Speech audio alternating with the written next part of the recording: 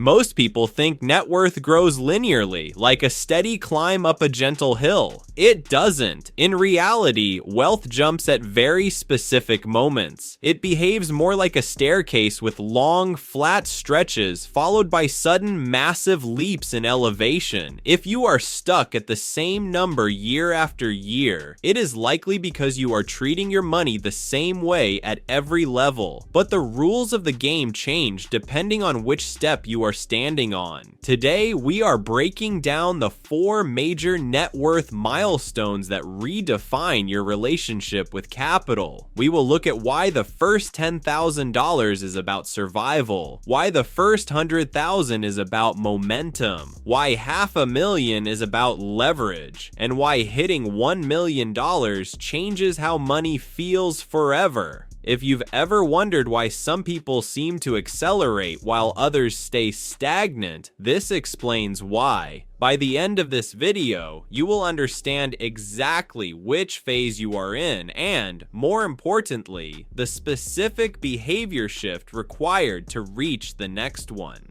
Before we dive into the numbers, we have to understand why these net worth milestones matter in the first place. Building wealth is not just a mathematical equation, it is a psychological and structural evolution.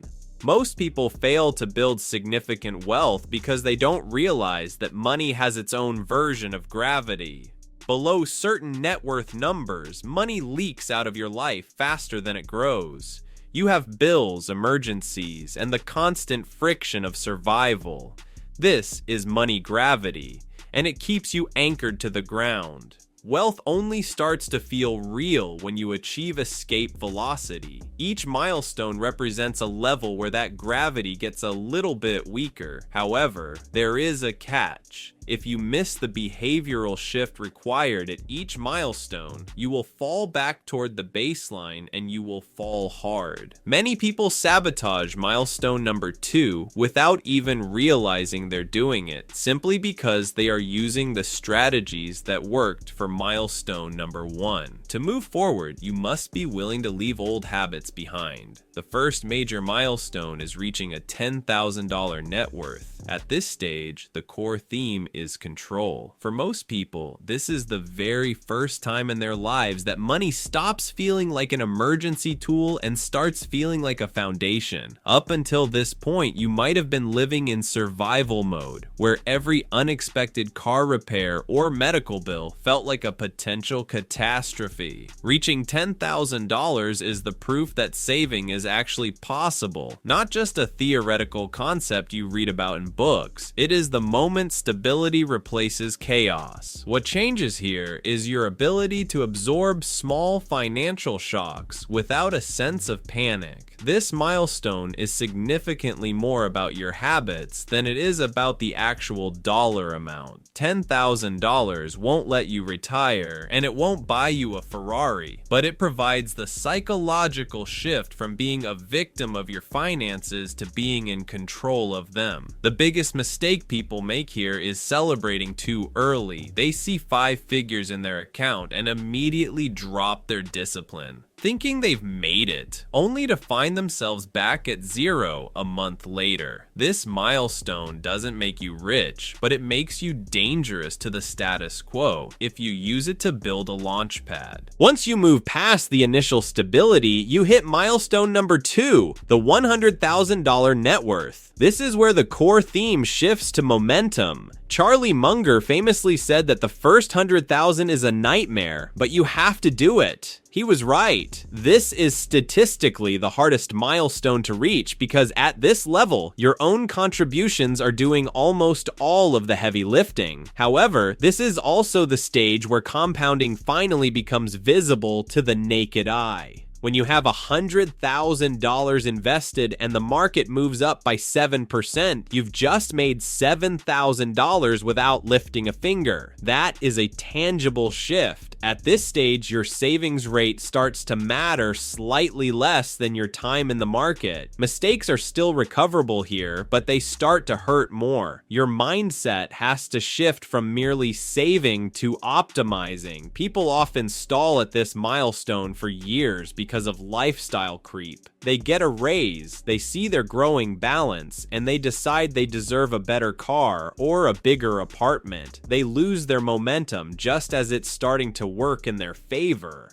On a graph, this is where the line finally stops looking flat and starts to show a slight curve upward. But don't get too comfortable, because most people think the next milestone is just more of the same, and they couldn't be more wrong. The third milestone is the $500,000 net worth, and the theme here is leverage. This is where true optionality appears in your life. When you reach $500,000, the math of wealth building changes fundamentally. At this level, your money can often generate more annual growth than a median salary. This is the stage where time becomes significantly more valuable than money. You stop looking for ways to save $5 and start looking for ways to buy back 5 hours. Your career decisions become strategic rather than desperate. You aren't working because you'll starve next week if you don't. You're working because you choose to, or because you are positioning yourself for even greater gains. This is the difference between being wealthy and simply being flexible. This is where people start taking asymmetric risks, meaning they can afford to invest in things with high upside because a total loss wouldn't ruin their lives. The mistake to avoid here is chasing complexity. People at this level often think they need sophisticated investments, but usually they just need to protect their upside and stay the course. This is where the deep-seated stress of survival starts to disappear entirely. It isn't because you are rich in the private jet sense, but because you are no longer trapped by any single employer or circumstance. Then, we reach the fourth milestone, the $1 million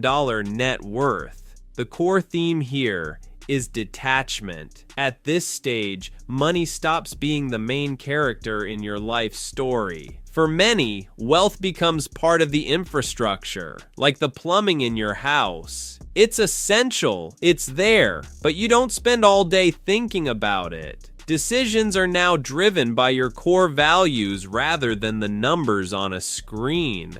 The fear of loss drops dramatically because you realize that even a significant market downturn won't change your daily lifestyle.